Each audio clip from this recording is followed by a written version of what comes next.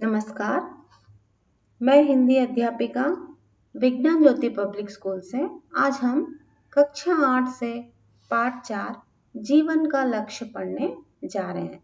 तो जैसा कि बच्चों पाठ से ही स्पष्ट होता है, जीवन का लक्ष्य मीन्स एम। तो हर किसी का जो है जीवन का एक लक्ष्य होता है। तो आपका भी कोई लक्ष्य होगा, जैसे कि आप पढ़ाई कर रहे हो तो किस उद्देश्य से आप पढ़ाई कर रहे हो। तो बिना लक्ष्य के हमारा कोई जीवन नहीं होना चाहिए। जीवन में सभी का एक लक्ष्य होना बहुत ही जरूरी है।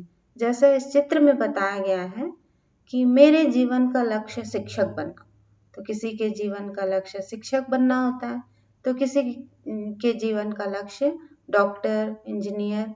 इस तरह से हर एक व्यक्ति के जीवन का जो लक्ष्य है अलग अलग होता है। तो पाठ प्रवेश करते हैं बच्चों। इस पाठ में होता क्या है, तो सबसे पहले जो है सफलता यह शब्द सुनते ही जो है तन मन में प्रसन्नता का संचार हो जाता है। मतलब सक्सेस, सफलता, यह वर्ड ऐसा है कि ये शब्द सुनते ही जो है हर किसी के मन में एक खुशी आ जाती है। और सफलता स्वयं में खुशी, उत्साह तथा प्रेरणा का संगम है। मतलब सफलता इस शब्द में ही जो है खुशी है, उत्साह है और इंस्पिरेशन भी है।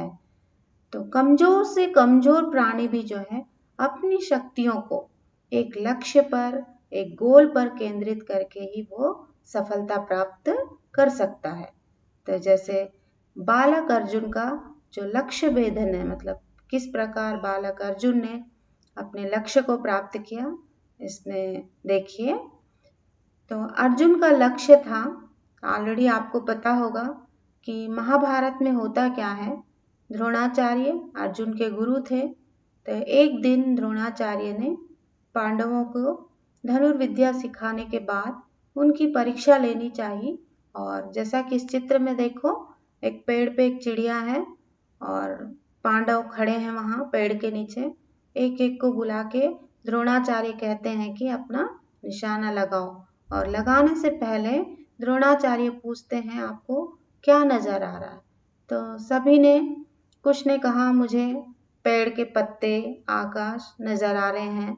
लेकिन जब अर्जुन की बारी आई तो अर्जुन ने कहा मुझे तो सिर्फ चिड़िया का आंख नजर आ रहा है, और जिस पर आपने कहा मुझे निशाना लगाने के लिए, इसके सिवा मुझे कुछ भी नजर नहीं आना चाहिए। तो इस प्रकार जो है अर्जुन का जो लक्ष्य है क्या है, चिड़िया की आंख पे निशाना लगाना। और अर्जुन जो है चिड़िया की आंख पे निशाना लगाता है, उसका निशाना सही लगता है। तो इसी प्रकार हमें भी जो है अपने लक्ष्य पर ही दृष्टि रखनी चाहिए, तभी हम अपने लक्ष्य को प्राप्त कर सकते हैं। तो इस पाठ में और भी उदाहरण दिए गए हैं, जैसे प्रकृति से शिक्षा। नेचर से देखो, सूरज समय पे उगता है और डूबता है। ओके, तो हमें नेचर को, मतलब सूरज को कोई नहीं कहता कि आप समय से निकलो और समय से अस्त हो जाओ। वैसे ही जो भी वातावरण में परिवर्तन आते हैं वो भी हम जो है प्रकृति से बहुत कुछ सीख सकते हैं। हमें भी समय के अनुसार जो है अपना काम करना चाहिए, तभी हम लक्ष्य को प्राप्त कर सकते हैं। तो मानवता ही जीवन का लक्ष्य आधार। तो इस पाठ में एक बहुत ही महत्वपूर्ण बात बताई गई है कि हमें अपने लक्ष्य को प्राप्त करते समय मानवता मीन्स ह्यूमैनिटी की भावना हमारे अंदर होनी चाहिए। जैसे अब्दुल कलाम को देखिए, वो हमारे लिए प्रेरणा के स्रोत हैं, क्योंकि उन्होंने भी मानवता को ही जीवन का लक्ष्य का आधार बनाया। और वो दृढ़ निश्चयी थे, आत्मविश्वास था उनमें, डिटर्मिनेशन था। इसीलिए जो है उन्होंने अपने लक्ष्य को प्राप्त किया। तो इनका एक कोटेशन देखो, बहुत अच्छा लिखा गया है। इंतजार करने वालों को सिर्फ उतना ही मिलता है जितना कोशिश करने वाले छोड़ देते हैं। तो हमें भी अब्दुल कलाम के जीवन से प्रेरित होकर अपने जीवन के लक्ष्य को प्राप्त करना चाहिए। तो लक्ष्य का एक और आधार है परिश्रम, संकल्प, आत्मविश्वास। परिश्रम, हार्डवर्क, संकल्प, डिटर्मिनेशन एंड आत्मविश्वास, सेल्फ कॉन्फिडेंट। अगर ये 3 चीजें हमारे अंदर होंगी तो जरूर हम अपने लक्ष्य को प्राप्त कर सकते हैं। जैसे देखिए, बछेंद्री पाल माउंट एवरेस्ट पर चढ़ने वाली भारत की पहली महिला थी और इनके अंदर भी जो है परिश्रम था, संकल्प था, आत्मविश्वास था, इसीलिए उसने विजय प्राप्त की।